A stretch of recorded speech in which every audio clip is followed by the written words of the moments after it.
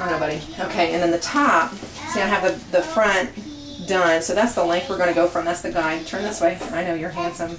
There we go. Sit up tall. Don't push yourself up with your shoulders. There, hands in your lap. You put your feet up here. There you go. Okay, sit up tall. Look straight ahead. Look at Sissy. There you go. Okay, so you'll pick it up like a center section. Okay, a little faux hawk action here. And then your front, come on, buddy. Your front, there's the bangs that I cut already. Okay. Can you see that? Yeah. Okay, there's the bangs I cut already. So that's going to be the guide, and you'll follow the round part of the head. And you can either blunt cut it like this, or you can point cut again. Because what that'll do is it helps it lay, and it gives it a little texture also. And sometimes with blunt cutting, you see every line. That's the problem of every layer. So this way, sometimes it's a little easier to deal with. Now, if you have calyx in the crown and you want to leave a length back here, then like here's a shorter length here that he had in his crown. His crown lays down, so I don't have to worry about that, but for teaching purposes, you just want to take it back to that taller length in the crown. Make sure if you have double crown or anything like that where it's going to spring up, that it's the longer length that you want, and use that, and it's like dot to dot. You want to connect the dots here to here. Okay? Okay. Alright, and then you continue down the back with that longer section. Okay, we'll just even this up a little bit. And then in the back, so we've already, look down, buddy. Look down, down, down. Thank you. In the back, we've already cut the taper up to the occipital bone here. That's that little knobby bone in the back of the skull. And you just want to blend that up. I don't know if you can see that. And then connect that up. Continue the line. And your fingers can be used as a guide, just a linear reference. And then all the way up, section by section, to connect it to that point in the crown. So it kind of goes up to a point here, and it goes to a point from here to here. So that'll be your longest point if you need length in the crown. Alright, and then to finish the haircut, you kind of go around the round part of the head, and you'll take, I start in the front from behind the child's head, and you have that center section that you've already cut. You see that shorter there?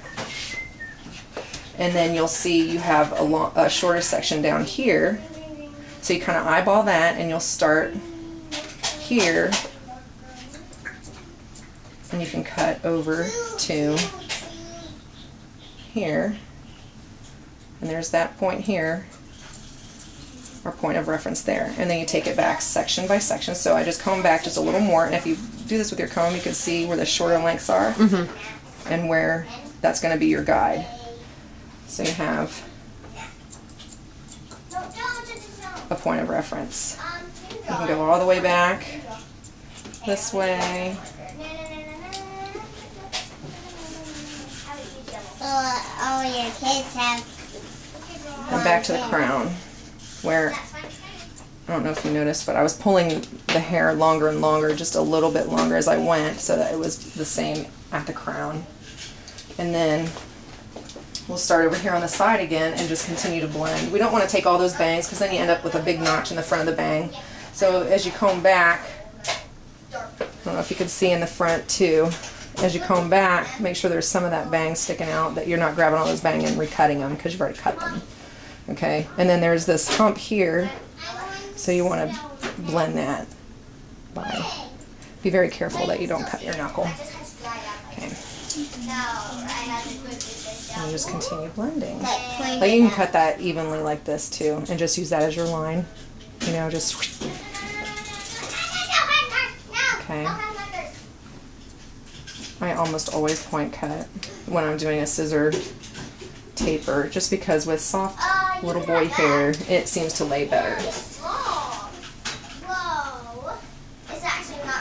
So there's that, and then we'll go to this side. I'm right-handed, so I like to just work on the right side of the head, so I was turning my client around, or my son. And then you can see from this side what I did also from the front.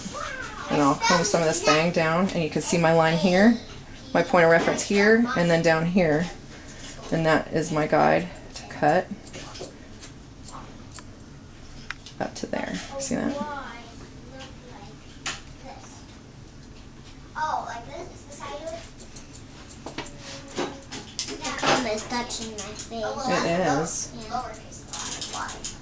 No, I don't know. There you go. And when you're going in this direction, going from front to back, I think he's trying to figure out how to take that apart. then you can bend the hair this way and see where the previous length was that you cut. See that popping up? And that's your guide also, as well as this point and this point over here that you can kind of eyeball and imagine if you didn't comb it all up, you know, over here.